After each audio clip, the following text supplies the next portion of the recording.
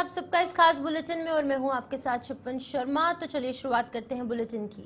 मुख्यमंत्री पुष्कर सिंह धामी ने सहस्त्रधारा हेलीपोर्ट पर बने पैसेंजर्स टर्मिनल भवन का लोकार्पण किया। इस दौरान उन्होंने देहरादून अल्मोड़ा हेलीकॉप्टर सेवा का भी शुभारंभ किया। मुख्यमंत्री ने कहा कि हेली सेवा शुरू होने से यात्रियों को बड़ी सुविधा मिलेगी। उन्होंने बताया कि शुक्रवार से सेवा का विधिवत संचालन शुरू हो चुका है। बता दें कि देहरादून अल्मोड़ा हेलीकॉप्टर सेवा का 2 अक्टूबर को सफल ट्रायल हो चुका है। वहीं पर मुख्यमंत्री पुष्कर सिंह धामी ने कहा कि हेली सेवा के शुरू होने से सफर आसान होगा।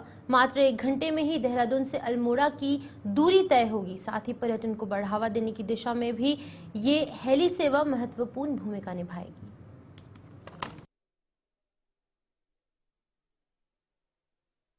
बहुत बड़ा काम है और निश्चित रूप से अल्मोड़ा से देहरादून की ये सेवा हेली सेवा प्रारंभ होने से दैवीय आपदा की स्थिति के समय में अन्य जो स्वास्थ्य कारणों से और पर्यटन की दृष्टि से भी ये बहुत महत्वपूर्ण है और विशेषकर लोगों की सुविधा की दृष्टि से जहाँ बाई रोड जाने में कई घंटों का सफ़र लगता है, 10 घंटों से भी ज़्यादा का, तो ये अब सफ़र मात्र 1 घंटे में, सवा घंटे में पूरा हो जाएगा। और इसके लिए मैं आदरणीय प्रधानमंत्री जी का धन्यवाद करता हूँ कि उनका हमारे राज्य से विशेष लगाव है और उसके कारण से हमको जो है हेली सेवाओं के क्षेत्र में और हमारे जो एयरपोर्ट हैं, चाहे वो देहरादून का हमारा एयरपोर्ट वो अंतर्राष्ट्रीय स्तर का बनने की दिशा में लगातार आगे बढ़ रहा है और पूरे देश भर के लिए जो प्रमुख शहर हैं उन प्रमुख शहरों के लिए सेवा मिल रही है। पंतनगर के एयरपोर्ट को भी हम अंतर्राष्ट्रीय स्तर का बनाने के लिए लगातार प्रयास कर रहे हैं। 850 एकड़ के लगभग ज़मीन अभी नागरिक उड्डयन मंत्रालय भारत सरकार को हमने हस्तांतरित कर दी है। चिन्यालीसौड़ का जो हमारा हवाई अड्डा है, हवाई पट्टी है, उस हवाई पट्टी को ठीक प्रकार से संचालित हो और RCS जो स्कीम है, विशेष रीजनल जो संपर्क योजना है, उस संपर्क योजना में हमने अनुरोध किया है कि उसको सम्मिलित किया जाए। गौचर की हमारी सेवा चली रही है और 3 जगह पर यमुनोत्री, जोशियाड़ा और ऐसे स्थानों के लिए हम हेली सेवा जल्दी ही प्रारंभ करने वाले हैं। जो स्थान छूट गए, हमारा प्रयास है उन सभी को हेली सेवा प्रारंभ हो, जिससे वहाँ के लोगों को भी सुविधा मिले, आवागमन के लिए बाहर से आने वाले जो पर्यटक हैं। सूचना का अधिकार अधिनियम की 19वीं वर्षगांठ को राजभवन में मनाया गया, जिससे कि मुख्य अतिथि के रूप में राज्यपाल ने शिरकत की। कार्यक्रम की शुरुआत दीप प्रज्वलित करके की गई। बागेश्वर जिले में तैनात जिला विकास अधिकारी संगीता आर्य सूचना अधिकार अधिनियम की 19वीं वर्षगांठ राजभवन में आयोजित कार्यक्रम में राज्यपाल द्वारा सम्मानित किया गया। बता दें कि उक्त कार्यक्रम में पूरे प्रदेश से सूचना अधिकार के क्षेत्र में उत्कृष्ट कार्य करने वाले 5 लोक सूचना अधिकारियों और 3 विभागीय अपीलीय अधिकारियों को सम्मानित भी किया गया। इसके साथ ही उत्कृष्ट कार्य करने वाले लोक सूचना अधिकारी और प्रथम अपीलीय अधिकारियों को सम्मानित किया गया। इस मौके पर राज्यपाल गुरमीत सिंह ने सभी देशवासियों और प्रदेशवासियों को सूचना का अधिकार अधिनियम की 19वीं वर्षगांठ की शुभकामनाएं दी। आज राइट टू इंफॉर्मेशन एक्ट के 19वीं वर्षगांठ के ऊपर में राजभवन के अंदर में एक कार्यक्रम आयोजित किया गया। मुझे बहुत खुशी है कि हमने इस संवाद के अंदर में पूरा वी टुक स्टॉक की हम किस प्रकार से कार्य कर रहे हैं और किस मार्ग के ऊपर में चलना है। मुझे इस बात की बहुत खुशी है कि उत्तराखंड का सूचना आयोग बहुत ही अच्छी कार्य कर रहा है और आज एक बहुत सुंदर स्टेप किया गया कि जो भी अधिकारी अच्छा कार्य कर रहे हैं उनको सम्मानित किया गया। ये पहली बार है कि RTI संस्था के अंदर में हमने एक सम्मान देने के लिए एक प्रोग्राम किया गया। हमारे लिए सबके लिए चैलेंज है कि किस प्रकार हम पूरे जो राइट टू इंफॉर्मेशन और इसका कार्यशाली है उसके अंदर में क्रिएटिविटी, पॉजिटिविटी और डायनेमिज्म लेके आए। और मुझे बहुत खुशी है, आई पर्टिकुलरली अप्रिशिएटेड देम कि इन्होंने जिस प्रकार से RTI का पोर्टल और ऑनलाइन का सिस्टम शुरू किया है वो बहुत अच्छा है। और दूसरा, समय समय के ऊपर हर महीने के अंदर में 2 बार कार्यशाला की जाती है। जब कहीं पर भी संवाद होता है, कार्यशाला होती है, एक डिजायर होता है कि किस प्रकार हम सिस्टम को इम्प्रूव करें। और मैंने ये भी रिक्वेस्ट की कि हमारे लिए जरूरी है कि हमारे जितने भी ग्रामीण इलाके हैं, रूरल इलाके हैं, खासतौर पर हमारी महिला हैं, वो किस प्रकार ये जो अभियान है आरटीआई का, इसके अंदर में जुड़े, क्योंकि ऐसा लगता है कि कोई विचार, कोई सोच, जहां कोई भी इंफॉर्मेशन मांगी जाती है, उसका मकसद होता है कि हम किस प्रकार से अपने सिस्टम, अपने प्रोसेस, जो गवर्नेंस है, एडमिनिस्ट्रेशन है, उसको इंप्रूव कर सकते हैं। आज रामनवमी का त्योहार है और विकासनगर के नव देवी दुर्गा मंदिर में भी भक्तों की भीड़ लगी हुई है और महिलाएं और पुरुष नव दुर्गा मंदिर में पूजा अर्चना कर रहे हैं। आप तस्वीरों में देख सकते हैं कि भक्तजन मंदिर में पूजा अर्चना कर रहे हैं। वहीं पर घरों में महिलाओं के द्वारा कन्याओं को पूजा अर्चना करने के बाद भोजन करवाया जा रहा है। वहीं आइए जानते हैं कि क्या कुछ कहना है मंदिर के पंडित और साथ ही साथ लोगों का। एक नवरात्रों का जो पर्व होता है, एक बहुत ही अच्छे पर्व के रूप में मनाया जाता है। हर घर में पूरे परिवार के साथ 9 दिन व्रत रखे जाते हैं। उसके पश्चात नवमी आती है तो घर में कन्याओं को भोजन कराया जाता है, जिमाया जाता है, उनके चरण धोए जाते हैं और सबसे माता रानी से मन्नत मांगी जाती है कि सबके परिवार में खुशी बनी रहे, सुख शांति बनी रहे। आज आपके परिवार ने कन्या जिमाई और 9 दिन पूजा करी, कैसा लगा आपको? बहुत अच्छा लगा। एक सकारात्मक ऊर्जा का संचार होता है। कोई भी पूजा पाठ का कार्य होता है तो उसमें एक सकारात्मक ऊर्जा बनती है और बहुत अच्छा लगता है। और क्या मांगा परिवार ने आपके लिए? सबके लिए खुशहाली मांगी, सुख शांति मांगी। देवी देवता उत्तराखंड के चारों धाम गंगोत्री, जमुनोत्री और केदारनाथ और बद्रीनाथ स्थापित है और हिंदुस्तान के रामेश्वर जी, बद्रीनाथ, केदारनाथ और रामेश्वर जी और तिरुपति ये स्थापित है। लोग कहाँ से आते पंडित जी? यहाँ पे लोग बाहर से आते रहते हैं। सभी जितने उत्तराखंड के शहर है वो सभी इस मंदिर में आते हैं। क्या मानता है इस मंदिर की? इस मंदिर के मानता है कि यहाँ सभी देवी देवता स्थापित है, नवग्रह स्थापित है, सप्तऋषि स्थापित है, महाकाली, महालक्ष्मी, महासरस्वती तीनों देवी यहाँ स्थापित है और वैष्णो माता स्थापित है। और यहाँ पे जितने भी देवी देवता है सभी स्थापित है। आज रामनवमी का भी दिन है। रामनवमी का आज सुबह से भक्तों का तांता लगा हुआ है और आज विशेषकर महासिद्धिदात्री की पूजा हुई है। उसके बाद फिर हवन शुरू होगा और सवेरे कल भंडारा। हम कहना चाहेंगे कि नवरात्रों में नवरात्रि इसलिए मनाई जाती है क्योंकि इस दिन बुराई पे अच्छाई की जीत हुई थी और माता रानी ने सब देवताओं को कष्ट से दूर किया था। इस उपलक्ष्य में हम माता की कन्या जी। कैसा लग रहा है आज आपको? बहुत अच्छा लग रहा है। माता की कन्या जी माता रानी। कितने दिन पूजा करते हैं आप? कैसे करते हैं पूजा? हम 8 दिन पूजा करते हैं। माता की अखंड जोत जगाते हैं, खेतली बीजते हैं, उनको भोग लगाते हैं फलहार का और शाम को उनकी आरती करते हैं। आज आरती करेंगे। विश्व प्रसिद्ध चारधाम गंगोत्री धाम के कपाट बंद होने की तिथि घोषित कर दी गई है। गंगोत्री धाम के कपाट आगामी 2 नवंबर को सुबह 12:14 पर बंद किए जाएंगे। जहां पर आपको बता दें कि हर साल नवरात्रि के दिन गंगोत्री धाम समिति और तीर्थ गंगा पुरोहित गंगोत्री धाम के कपाट बंद होने की तिथि और शुभ मुहूर्त तय करते हैं। इस बार गंगोत्री धाम के कपाट 2 नवंबर को श्रद्धालु के लिए आगामी 6 महीने के लिए बंद कर दिए जाएंगे। कपाट बंद होने के बाद मां गंगा की उत्सव डोली अपने मायके यानी कि मुखी मठ मुखबा के लिए रवाना हो जाएगी। सबसे पहले आज नवरात्रि के पावन पर सबके देशवासियों को, प्रदेशवासियों को बहुत बहुत शुभकामनाएं देता हूं और मां गंगा सभी के आशीर्वाद बनाए रखे।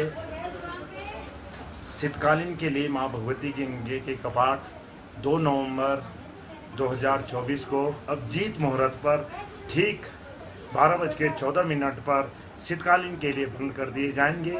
उसके पश्चात मां भगवती के गंगे के दर्शन मुखी मठ ग्राम में किए जाएंगे। मैं सभी देशवासियों से और प्रदेशवासियों से निवेदन करूंगा कि मुखबा में आके मां भगवती गंगे के दर्शन करें।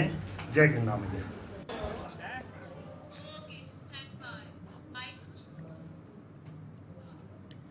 रुड़की के खंजरपुर में निःशुल्क स्वास्थ्य जांच कैंप का आयोजन किया गया और इस कैंप का उद्घाटन रुड़की जॉइंट मजिस्ट्रेट आशीष मिश्रा ने किया। निःशुल्क स्वास्थ्य जांच शिविर कैंप के संयोजक फेनिक्स ग्रुप ऑफ कॉलेज के चेयरमैन चेक जैन की मीडिया को जानकारी देते हुए उन्होंने साफ तौर से कहा कि उनके द्वारा तीसरा कैंप लगाया गया है और उन्होंने प्रण लिया है कि रुड़की के 40 वार्ड में वो इस तरीके के निःशुल्क स्वस्थ शिविर कैंप का आयोजन करेंगे। उन्होंने कहा कि खंजरपुर में जैसे ही कैंप लगाया गया वैसे ही खंजरपुर के स्थानीय निवासियों ने यहां बढ़ चढ़कर अपने स्वास्थ्य की जांच, साथ ही साथ खून की जांच और दवाइयां लेने का काम किया। मौके पर मौजूद रहे जॉइंट मजिस्ट्रेट रुड़की आशीष मिश्रा ने बताया कि समाजसेवी चेक जैन ने ये कैंप आयोजित किया है और एक सराहनीय कार्य है और साथ ही साथ हर व्यक्ति को इस कैंप में हिस्सा लेना चाहिए और अपने स्वास्थ्य की पूरी जांच निःशुल्क तौर पर करवानी चाहिए। सबसे पहले तो मैं इस कैंप के आयोजकों का पूरे तहे दिल से जो है धन्यवाद देना चाहूँगा कि इतने विस्तृत रूप में जो ये कैंप चलाया जा रहा है, यहाँ पे डायबिटीज से लेके ब्लड टेस्ट, आई टेस्ट और फ्री में चश्मे भी बांटे जा रहे हैं। और जैसा कि मैंने हर एक पटल से जो है घूम के जो है निरीक्षण किया, तो उसमें ये देखने को मिल रहा है कि जो समाज के जो सबसे निचले तबके के लोग हैं, अमीर गरीब सभी वर्ग के जो लोग हैं, उनके लिए जो है ये सुविधा निःशुल्क जो है प्रोवाइड किया जा रहा है। ये बेशक जो है सराहनीय कार्य किया जा रहा है आयोजकों द्वारा और मैं आशा करता हूं कि ऐसे जो सफल कार्यक्रम हैं आने वाले समय में एक रोल मॉडल बनेंगे और फिर अलग अलग जगह पे ऐसे जो रोल मॉडल हैं उनका अनुकरण किया जाएगा, सरकार के द्वारा भी और इवन प्राइवेट पर्सन के द्वारा भी।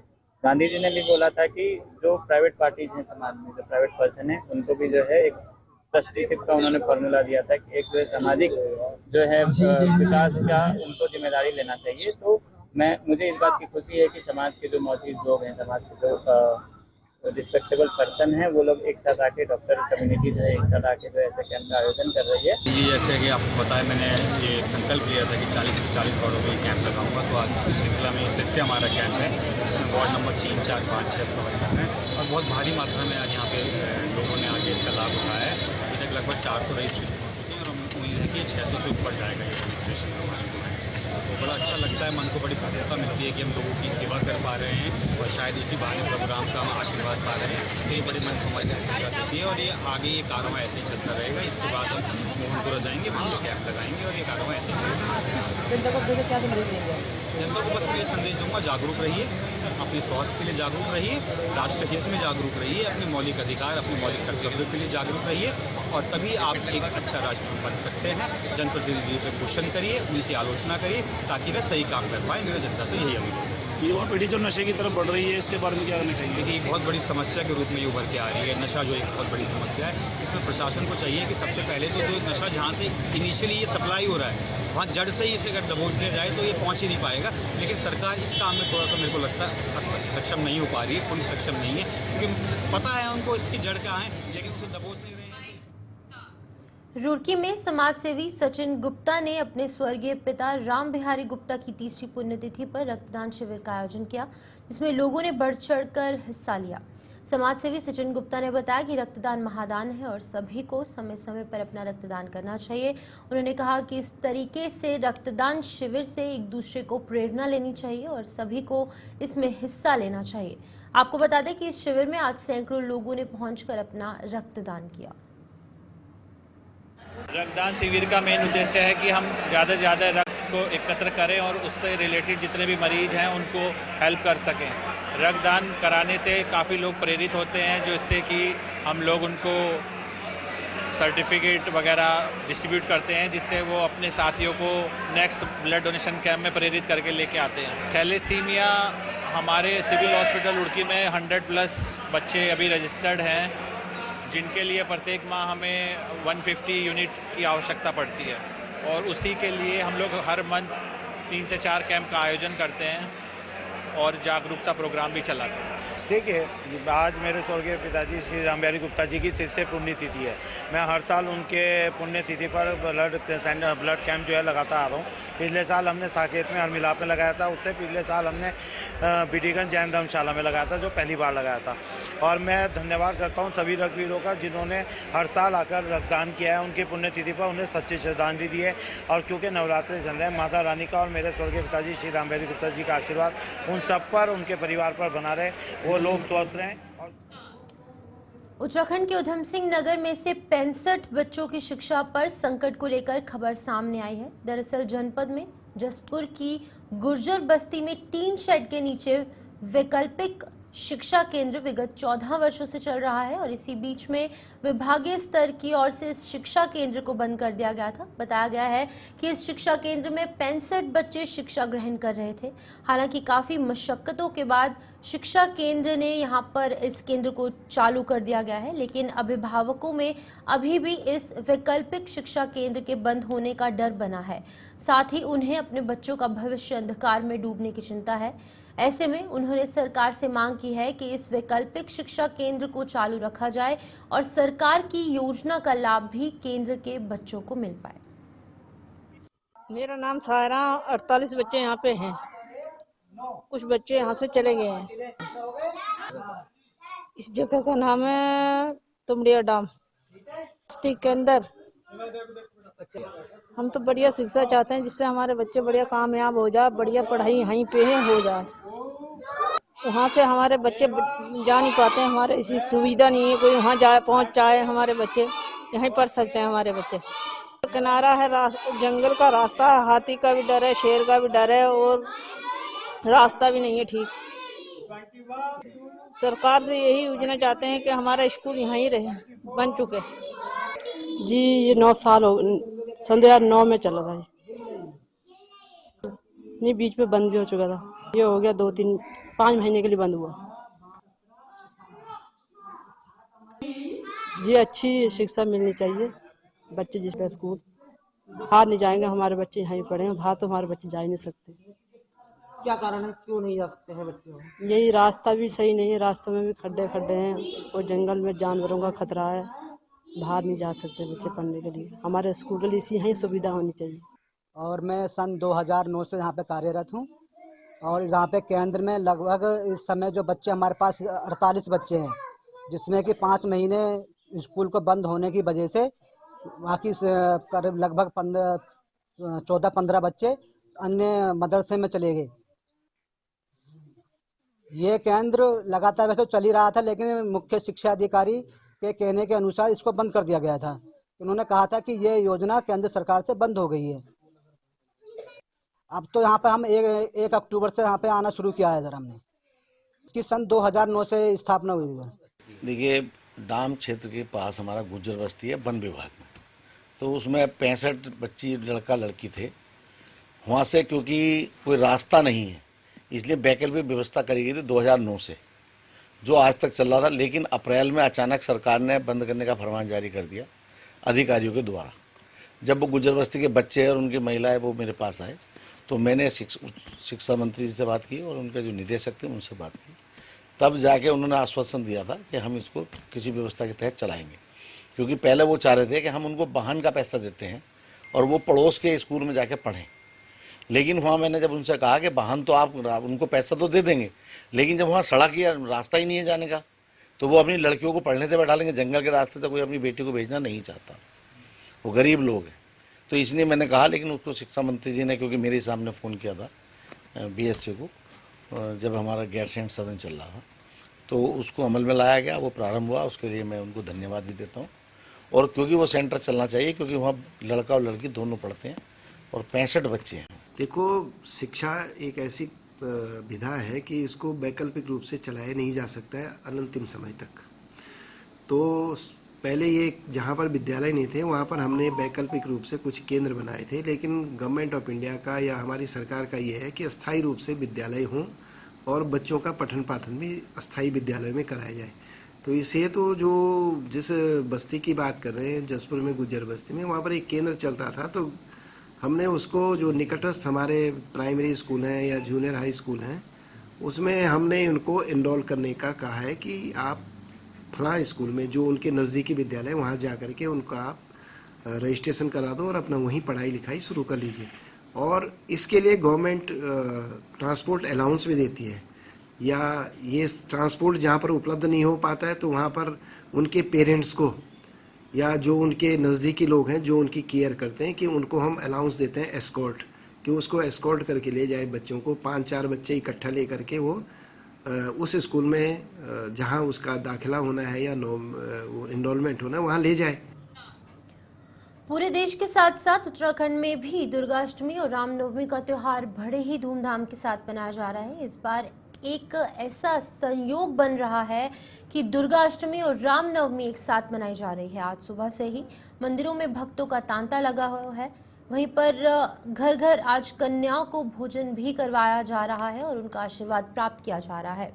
आज सुबह से ही कन्याओं की टोलियां घर घर जा रही हैं और भोजन ग्रहण करती नजर आ रही है।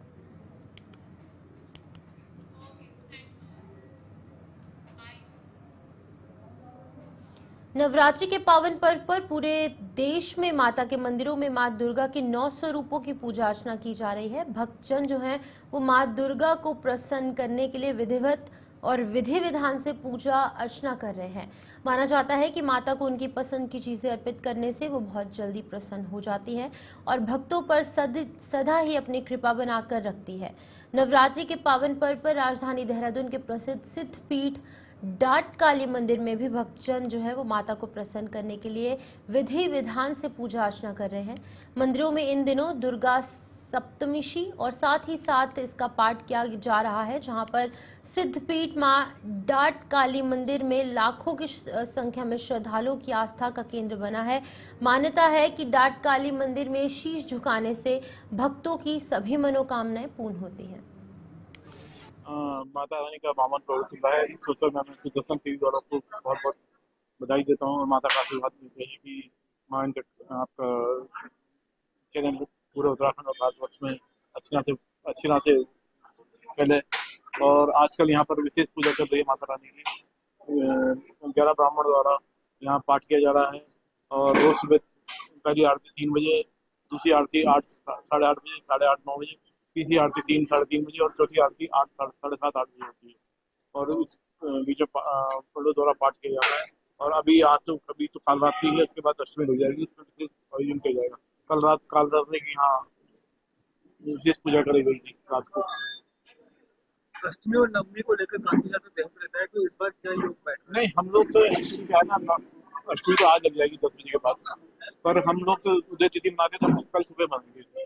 माता का श्रृंगार कल माता का 2 बजे श्रृंगार होगा और उसके बाद माँ का श्रृंगार होने के बाद पहले माँ का स्नान होगा, फिर श्रृंगार होगा, फिर माँ की आरती होगी। माँ की आरती के बाद माँ का भोग लगेगा, हलवे चने का, खीर का, सबका भोग लगता है और उसके बाद वो रहेगा फिर। और फिर कल हमारा फिर 12 बजे के बाद नवमी लग जाएगी, तो कल हमारा मंदिर में हवन भी होगा, जिसमें हवन में अष्टबली होगी और देवी का विशेष पूजा और आयोजन किया जाएगा और कल शाम तक कन्या भी जमा दी जाएगी। हर वर्ष की बात ही इस वर्ष भी जो हमारे नवरात्र चल रहा है, आप देख ही रहे हैं कि भीड़ जो है वो माता रानी के दर पे आती है। और आप जानते हैं कि हमारे देहरादून की रक्षा करने वाली, कहते हैं ना कि द्वार पे हमारी माता रानी हमारे देहरादून की रक्षा करती है, उत्तराखंड की रक्षा करती है। उसमें जितने भी भक्तजन है वो सुबह 3:30 बजे से यहाँ पर लाइन लगा के माँ के दर्शन करते हैं। और जैसे कि आपको पता है कि आज सप्तमी है और 12 बजे से अष्टमी लग जाएगी, उस वजह से अष्टमी की वजह से आज भीड़, जो भक्तजनों की भीड़ है वो लंबी लाइन लगती आ रही है और लोगों में बहुत हर्ष है, बहुत उल्लास है। और क्योंकि कहते हैं कि नवरात्रों से एक जो हमारे फेस्टिवल्स हैं उसकी शुरुआत हो जाती है। उसके बाद दशहरा है, दिवाली है और माँ के दर पे कोई भी शुभ कार्य होता है, हमारी डाट वाली माता के दर पे हर कोई व्यक्ति अपनी मनोकामना पूर्ण लेकर आता है और उसकी मनोकामना पूर्ण होती भी है। मतलब हर किसी का मानना ये है, हमारी मनोकामना सिद्धपीठ कहलाती है हमारी माता रानी, इसीलिए कहलाती है कि जो भी आप सच्चे मन से इस दर से मांगेंगे वो कभी भी आपका जो आपकी प्रार्थना है वो कभी असफल नहीं होती है। उनका हर किसी का जो मांगते हैं वो इस दर से उनको प्राप्त होता है। आंध्र प्रदेश के तिरुपति बालाजी मंदिर में प्रसाद में मिलावट खाद्य पदार्थ पाए जाने पर बद्री केदार मंदिर समिति ने अपने अधीन आने वाले मंदिरों में प्रसाद की गुणवत्ता के लिए SOP जारी किए हैं। इस बात को लेकर बद्री केदार मंदिर समिति के अध्यक्ष अजेंद्र अजय ने कहा कि तिरुपति बालाजी में हुए विवाद के बाद हमने खाद्य सुरक्षा विभाग के साथ बैठक की थी, जिसमें कि बद्रीनाथ और केदारनाथ धाम में बनने वाले प्रसाद और भोग के बारे में विस्तृत चर्चा हुई है। साथ ही उन्होंने कहा कि खाद्य सुरक्षा विभाग के साथ चर्चा करने के बाद उनके सभी मानकों के अनुरूप ये SOP बनाई गई, जिसके बाद कि भोग प्रसाद में मुख्य रूप से घी में बने हुए प्रसाद पर विशेष निगरानी रखी जाएगी। देखिए, पिछले दिनों तिरुपति बालाजी को लेकर के एक दुर्भाग्यपूर्ण घटना सामने आई थी। उसके पश्चात बद्रीनाथ केदारनाथ मंदिर समिति ने भी जो हमारे यहाँ प्रसाद भोग इत्यादि होता है उसको लेकर के कुछ एहतियात बरती है। और स्वयं मैंने जो फूड सेफ्टी कंट्रोल डिपार्टमेंट के जो अफसर हैं उनके साथ में बैठक की थी। उसमें जो हमारे यहाँ पर प्रसाद और भोग इत्यादि की जो व्यवस्था होती है उसको लेकर के विस्तृत चर्चा उनके साथ में की थी। और जो उनके मानक होते हैं उन मानकों का पूरी तरीके से पालन किस प्रकार से सुनिश्चित हो इसके लिए भी हमने चर्चा की थी। उस अनुरूप हमने एक SOP भी तैयार की है और उस SOP के अनुरूप और उसका निरंतर मॉनिटरिंग होते रहे इसके लिए हमने निर्देश जारी कर दिए। तो चलिए इस बुलेटिन में फिलहाल इतना ही। मुझे दीजिए इजाजत और आप जुड़े रहिए गुलिस्तान न्यूज़ के साथ।